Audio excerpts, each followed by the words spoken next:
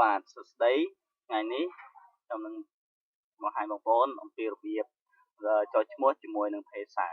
បាទហេតុអីយើងត្រូវចុះឈ្មោះជាមួយភាសា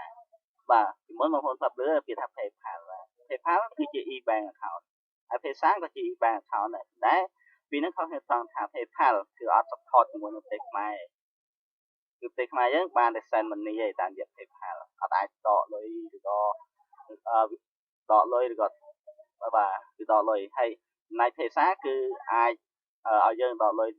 តាមរយៈ website មួយចំនួនដែលយើងអាចរកលុយបានតាមរយៈonline ហ្នឹងបាទអញ្ចឹងបាទ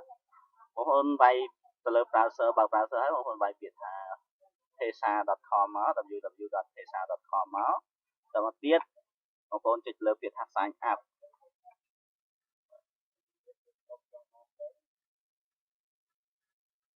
បាទអញ្ចឹងនៅទាំងនេះបាទទាំងមួយនេះគឺ select ខ្លួនវាយគឺ Cambodia អញ្ចឹងបងប្អូនជាលក្ខណៈ business បងប្អូន select ពាក្យថា business តែបងប្អូនជាលក្ខណៈធ្វើដល់ខ្លួនអញ្ចឹងបងប្អូនយកពាក្យថា personal បាទអញ្ចឹងយើងចុចពាក្យថា select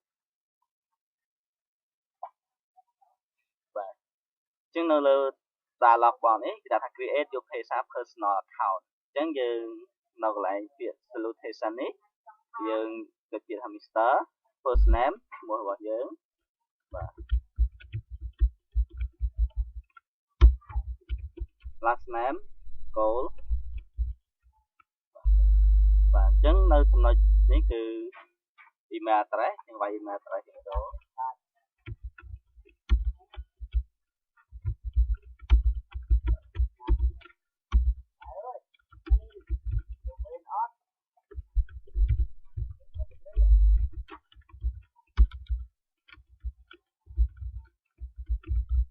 បាទអញ្ចឹង password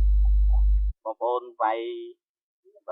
បំពេញកន្លែងនេះលើពាក្យថាក្នុង password បាទហើយនៅក្នុងភាសាគឺដាច់ខាតត្រូវតែមានមួយត្រូវមានអក្សរតូចអក្សរធំហើយនឹងមានលេខចូលគ្នាចឹងទៅបាទអញ្ចឹងខ្ញុំ copy នេះមកបាទអញ្ចឹងបាទខ្ញុំវាយមក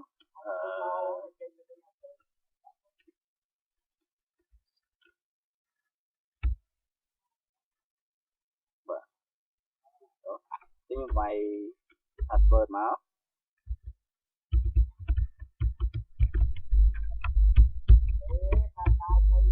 បាទអញ្ចឹងបន្តមកទៀតខ្ញុំចុចលើពាក្យថា get start បាទអញ្ចឹងនៅពេលនេះភាសាបានផ្ញើ mail មួយដើម្បីឲ្យយើង validate account របស់យើងបាទអញ្ចឹងតើមកយើងទៅបើកលើ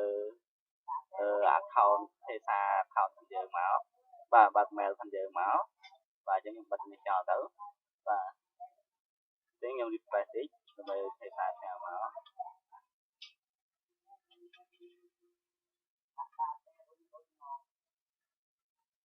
បាទអញ្ចឹងនេះភាសាផ្ញើមកហើយបាទអញ្ចឹងខ្ញុំ select លើបាទខាងលើបាទអញ្ចឹងនៅពេលនេះភាសាបានផ្ញើមកផ្ញើ account មកឲ្យយើងហើយបាទផ្ញើ mail មួយសម្រាប់ validate អញ្ចឹងយើងចុចទៅលើ link នេះបាទឬក៏យើងចុចអានេះមកយើង copy នេះក៏បានយើងចុចលើវាក៏បានបាទអញ្ចឹងយើង copy មកបាទ link នេះបាទ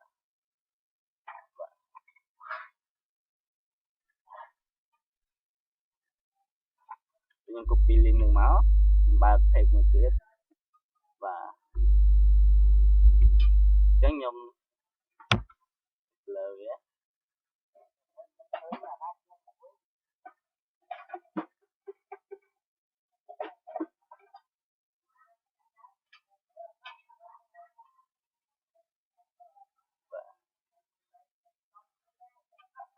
បាទអញ្ចឹងនេះគឺរូបរាងភាសាដែលយើងបាន lock ចូលហើយបាទអញ្ចឹង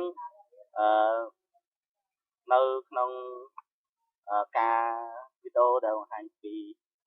ការ register ភាសានេះគឺត្រូវបានបញ្ចប់ត្រឹមនេះប៉ុន្តែនៅក្នុងវីដេអូបន្ទាប់ខ្ញុំនឹងបង្ហាញបងប្អូនពីរបៀប verify បាទ verify អញ្ចឹងប្រសិនបើនឹង complete profile